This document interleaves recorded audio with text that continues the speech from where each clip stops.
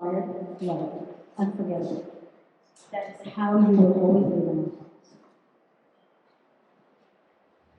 This next one is from Senator. Lawrence wasn't just a friend, he was a second father to me. When he and Mary welcomed my sister Simone's in exchange students, they probably never imagined they would have an entire family Brazilian added to their family. After my sister, my brother Renato and I received flight instruction from them, which later on made me decide to change my profession. My kids became their grandkids. We all had great respect and admiration for him. Lawrence showed me that I can believe in my dreams, and I am capable of anything if I dedicate myself. This happened back nearly 30 years ago when I wanted to give up flying or having difficulties in solo. He helped me believe I could, and eventually I did so. Since then, in every stage of my career, including more recently my remembering his words of encouragement, I was able to overcome the difficulties I encountered along the way. That happened to me, but I'm sure that here and many other places, we can find many people who were inspired by Lawrence, who succeeded because they received instruction from him and had him as an example. He loved teaching and taught each student differently. He had a sensitivity to know exactly the specific needs of each person. He knew how to cope with their needs. However, at least in my case, Lawrence wasn't such a great flight instructor. Lawrence wasn't just a great flight instructor. He was a great friend who was ready to help me in any situation. He was a grandfather to my children. He was a mentor and mentor to my children. He was my second father. And I recently went to visit him and said, "Thank you for everything you've done for my grandkids." He replied, "What do you mean? They are my grandkids." I am grateful for the time I was able to spend with him, although we always wish we had more time. I thank Mary and the example she and Lawrence provided us as a united couple that complemented each other. We will miss him a lot, the affection, friendship, and love he provided us will always be in our hearts. With love from Sandra, Bachelor, Tiago, Isabella, Lucas, Danny, Simone, Alexandra, and Luisa, Guillermo. Renato, Carla, Pedro, Luisa, Uberacy, and Luis.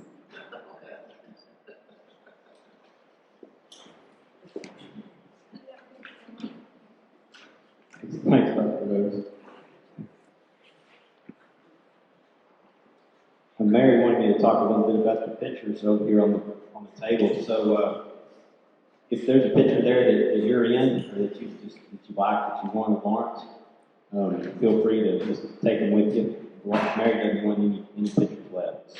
So everybody take a picture with you, especially if it's got you in it. And if you want a copy, they're all digital, obviously. So yeah, make a note and just leave a note over there, and Mary can get you a copy. I want to open the mic up now and see if anybody else wants to tell a story. Before I do that, Dan Knight's going to come up and say a few things.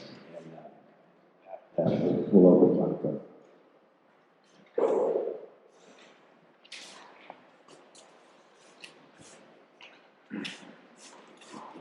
Hopefully everyone can hear me. Yell if you can't. Sometimes we would be flying around and somebody would ask a question about Lawrence, and I would say, "Oh, Lawrence always marches to the beat of a different drum." And that's kind of the way that I'll always remember him. But most of all, Lawrence was part of our family. I've kind of got different bands of when I've known Lawrence at the time.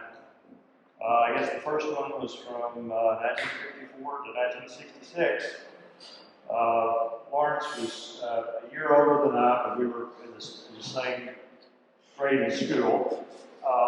We didn't really do much together other than we would see each other in and out of class. And then toward, as we got older, we didn't see Lawrence as much. And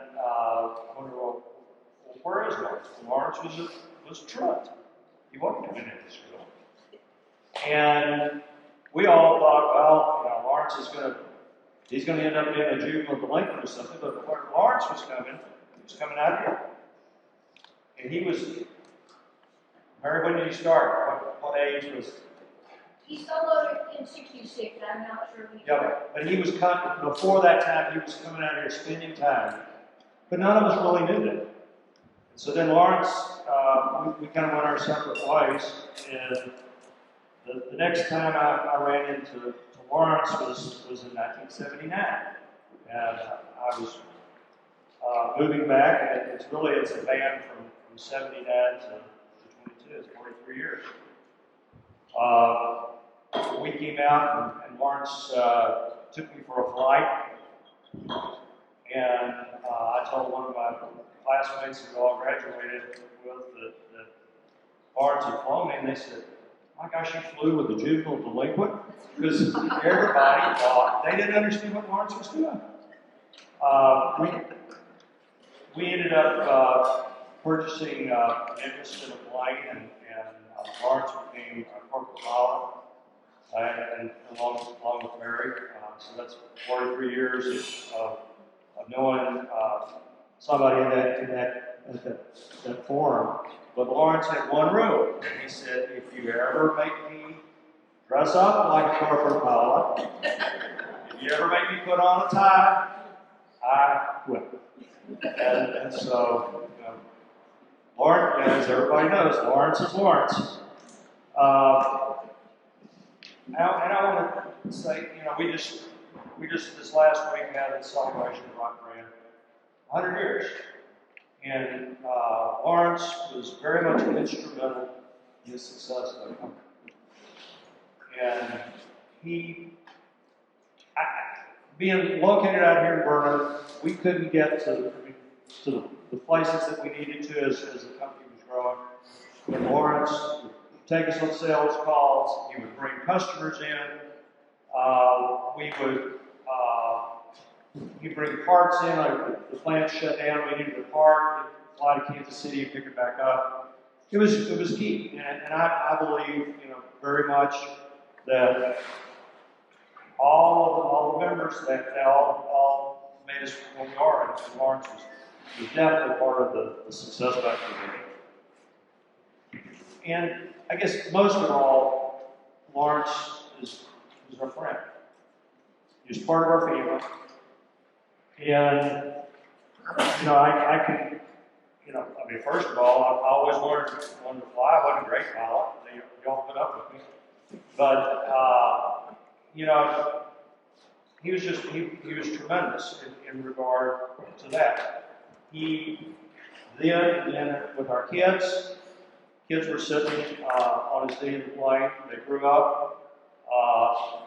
Lawrence and Mary are parents for us. I mean,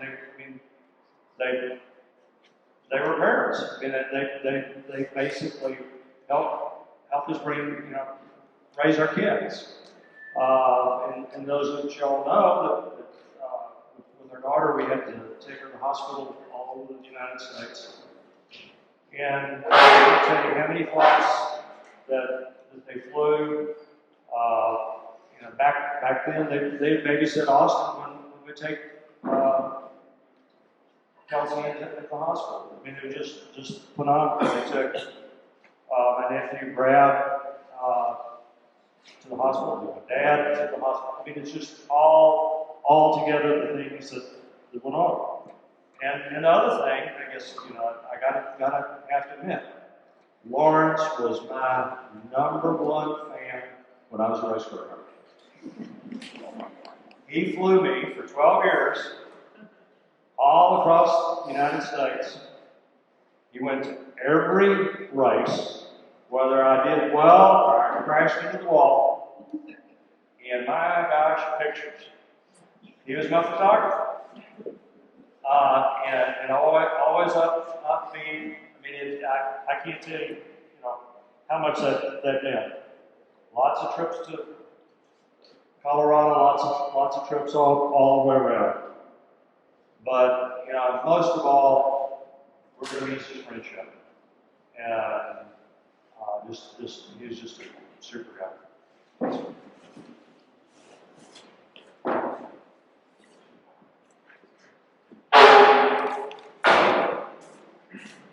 Thanks, Dan. I've got a lot of pictures of Dan racing. From my 1,200 pictures in my inbox, quite a few of Dan racing.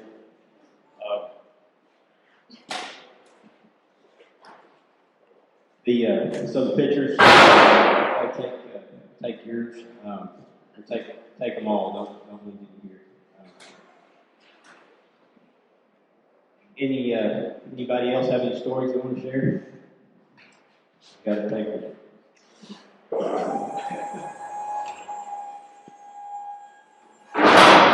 My name's Stetson Raspberry. I started stealing pictures from Luke in about 2014. I got my private license somewhere else. I never met or heard of Mary at that point. And just luckily, I was at the airport in Sweetwater, Texas, and some guy stopped by. And at the time, I was looking for somebody to give me a tailwheel endorsement. And this guy landed there in the mall. And he was heading to San Angelo. I said, who gave you a tailwheel? He said, a guy named Lawrence. Just came from there. He's in Vernon, Texas. So he gave me his number, and I called him. Lawrence said, yeah, we can handle that. Be up here at 7 in the morning. So I got up 4 o'clock in the morning, drove up here, and came into the building down there, and there's about 10 old guys that sat out drinking coffee. And I recognized some of them in here. And I just walked in and said, which one of you guys is Lawrence? Short guy, best hot club, so go get the Cherokee out. And so anyway, we went out, got that plane, and flew to Frederick. We got Green's photography that I'm sure happened on. And so at that point, I'm a freshly minted private pilot, fresh out of check driving thing. So I'm flying. I'm trying to be real prim and proper and everything perfect. And we're going across the river, and he says, "Let me have it." We weren't that high. We were like 200. He said, "Let me have it." And he rolls it over and dives down. He said, and then pulls back up. He said, "Did you see that?" I said, "No." He goes, "Coward."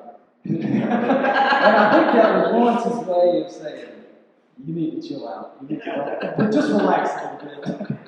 And, then we got that photography, and I got we did 60 or 70 landings in a couple hours. And he kept saying, "Hey, you're too high. You're wasting time. Pull it around." And so after day one with Lawrence, I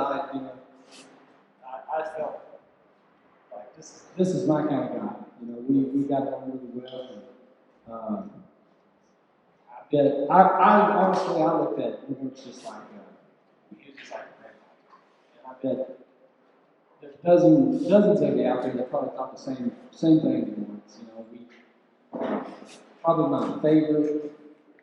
one of my favorite flying memories with Lawrence was doing some instrument work in Mary's 150 at night, and the wind is blowing way too hard. And we're shooting an approach in here, and I'm under the building, we're flying in, and he says, "Okay, look up." And I look out, and it's just dark.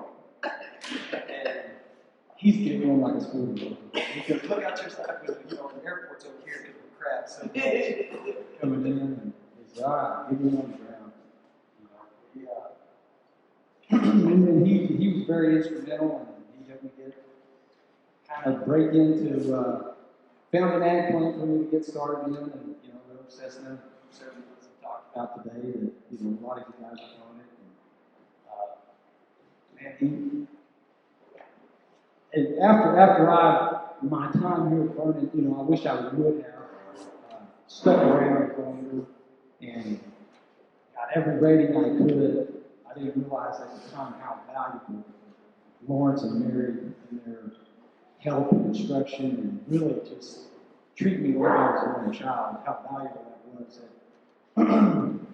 At that time, I was also pretty been married and I had a small child, so I still had to make the elsewhere. But I'd come up here, I'd stay in the bunkhouse, and every time I was here, Lawrence would be here picking up 5 in the morning, go have breakfast. And, I grew to really appreciate Lawrence more. Being an instructor, it was just more of a mentor. And, we stayed in touch for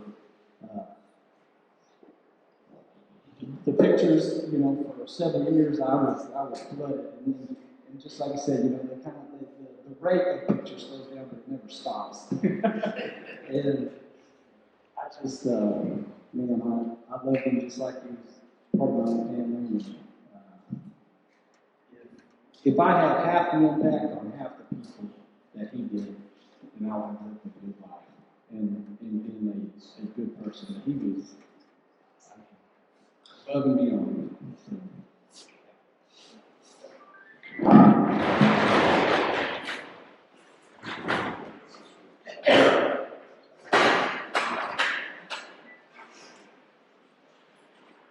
Anybody else? Any stories to share?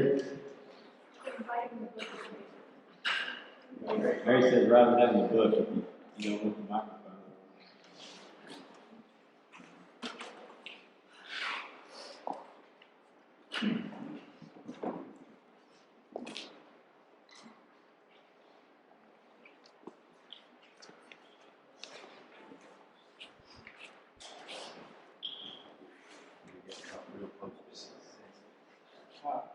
I'm Jim Shannon, if we can hear me out there. And I guess 6 years ago, when we moved to Walters, and I had my plane at Frederick, I asked the Frederick manager Donnie who could continue my training, and he told me to come over here. And I can't tell you all the things that you all already know. But I do want to say one thing, and Lawrence didn't talk about it too much. I'm a Vietnam vet, and Lawrence was in Vietnam. And the way we talked some about it, he wasn't real open about what he did for the talk. But I found out one thing. When he was in Vietnam, he treated the locals there just like if they were home here.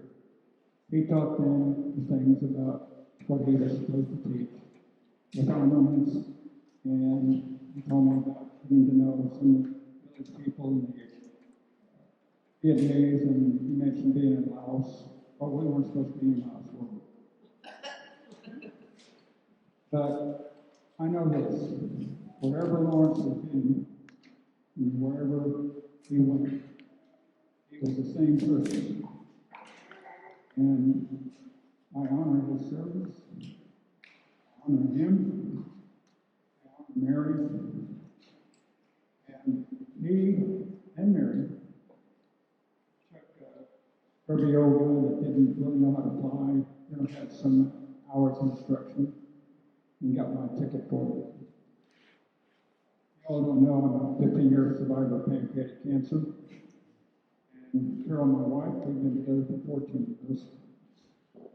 And that was all because of the horse. That's another story for another time. I survived cancer. I know what Lawrence went through. And I know one thing. What he went through in the past year, and what the family, Lawrence's family has gone through, and all friends, was made Vietnam seem like a walk in the park. It was tough. If anyone could have survived, Lawrence would have been that person. And I just honor him and his service and the help that he gave both Carol and I since we have known. Yeah. Thanks.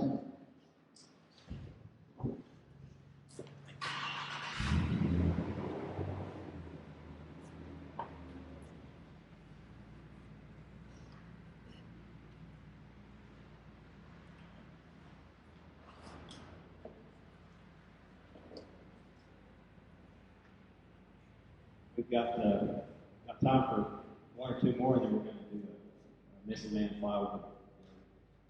In conclusion, not that anybody has to go home, but we're going to conclude with the flyover. Anybody else want to say anything?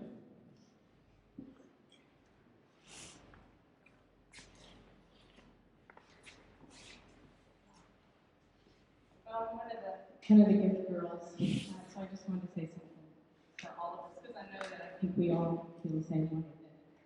We probably came here feeling discouraged in our flight training, and Lawrence was the one that really got us through it. You know, it was like he was the person that said yes when so many people said no, or made it so hard for us. I was one of those. I had a military background from my dad and grew up, and it was always, girls don't fly. Girls don't fly, you don't do that. And so I just always put it off. And I heard about Mary and Lawrence out here, and I went up to my husband, and I stood there looking at him in the living room, and I said, honey, I'm going to spend all of our money. Did you? I did. I got here as a brand new student. I knew nothing. I floated in the backseat of my dad's debonair and rode along, but that was all I did. I was just a little girl in the backseat. Lawrence said, let's go fly. I'm now a commercial pilot, pushing 500 hours, about to take my CFI. And it's all Mary and Lawrence. And, I got two little girls that want to fly. My daughter's a pilot. I remember I was soloing, and he said, get out there for practice your touch and goes. So I'm out here, left down there. And I looked down, and there's Lawrence with my two babies, and he's teaching them to drive up and down the taxiway. Talk about distraction. Yeah, I remember I was working on my commercial, and I was really, really nervous. I just wanted to get out there and do the maneuvers one more time, and he's like, you're ready, you're ready. And I'm like, well, would you just come out there and go over the maneuvers with me one more time? And he says, yeah, I'll go fly with you. And we got there, and I taxi out on the runway, and I'm about to take off, and he goes, yeah, we're not going to do maneuvers, we're going to have fun. And next thing I know, we're in a spin. Yeah, so it was, I remember that day really well. He had a hard time getting into my plane. He was complaining about his back. He said he was probably crawling under a plane or something. Shortly after that, he was diagnosed, and I thought, oh my God, we're out doing spins. And, anyway, I feel like I've lost my aviation father, my mentor, my best friend. The nagging person that kept sending me all those text messages of other people getting their certificates saying, why are you procrastinating? I know you guys probably all relate to this, but he's really special. He's a special person, and this world has really lost a great one.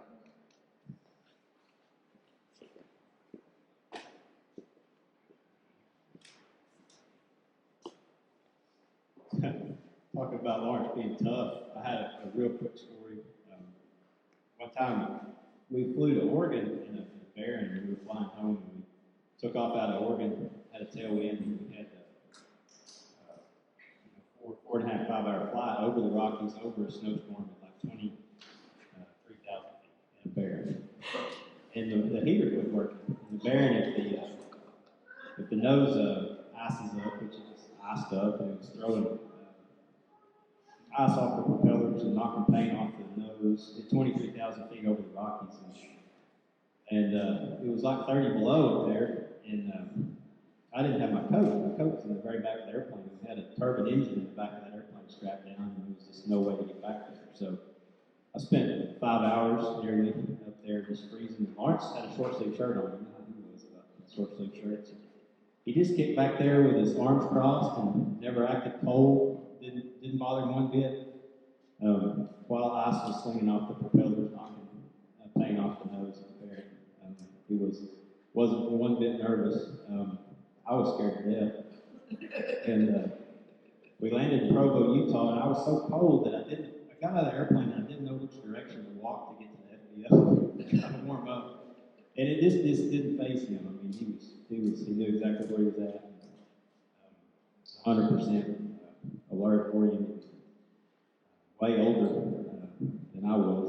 He's way tougher too. Nearly killed me. Very froze to death in a barrier. Anyway, that's probably one of the most memorable flights probably to this day, especially with Lawrence.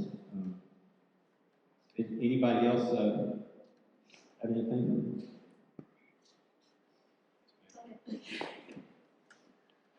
Oh. Hi, I'm Kim. I'm from Missouri, and I'm a gift girl too. And so I went kind of digging. I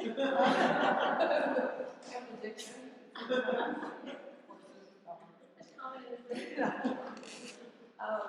I was having a lot of issues getting my certificate, my private pilot certificate. I met tomorrow and Mary all about the same time, and I forget what it was. It was on something on Facebook. It was during COVID when nothing was in real life. You know, everything was on the internet somehow or another. And Mary and I had a lot, and also tomorrow and I had a lot of phone conversations about the issues I was going through. And I just want to say that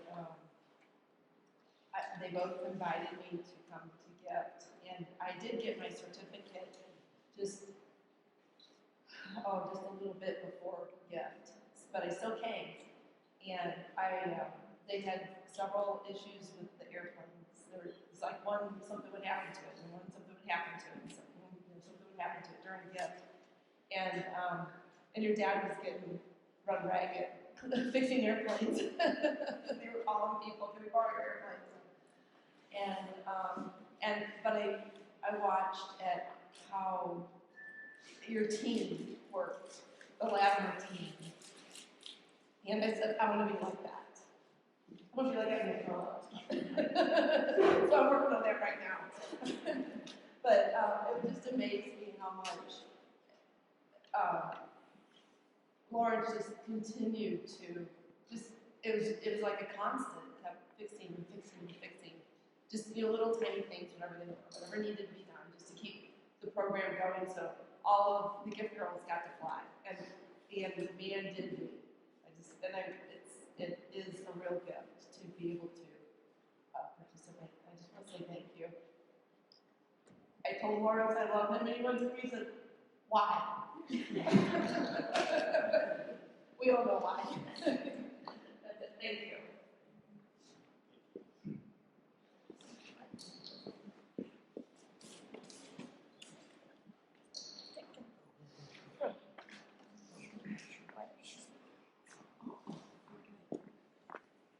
Come on up here again.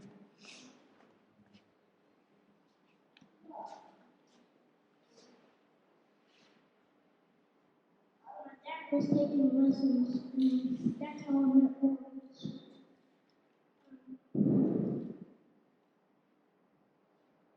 So a bit after that, he started giving me flying lessons. The first time I flew, like when I got out, I was like, it was amazing.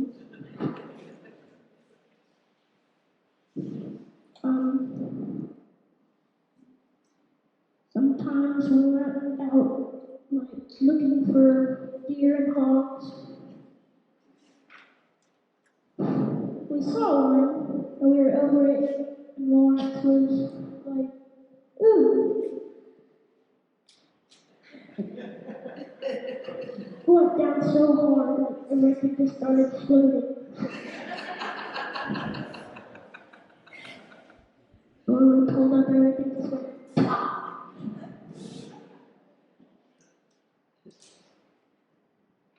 And sometimes he'd forget your name, and just every time he forgot your name, he would call you ugly. Like, hey, ugly. And he would would tell us to call him that too.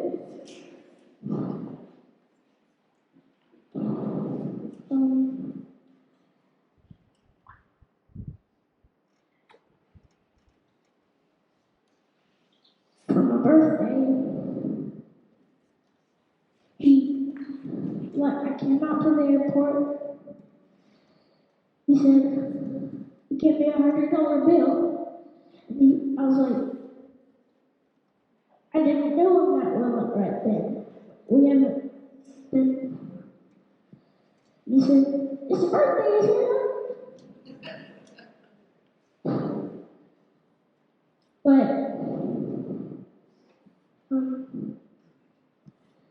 he told me to go out and clean the hangar. After that, he let me do the fun stuff. Like, go take me out for a flying lesson and go let me drive his pickup.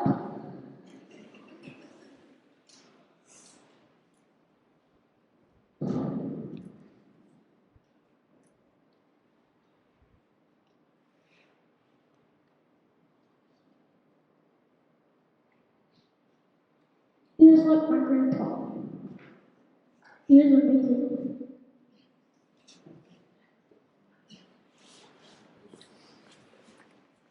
Well, I think Lawrence would want us to stop right there. That's the happiest I've been all day. We're gonna do the Missing Man flyover next, and everybody's of course welcome to stay and visit as long as you want. Just everybody can kind of make their way outside, be watching for the Missing Man formation. Thanks again, everybody, for coming.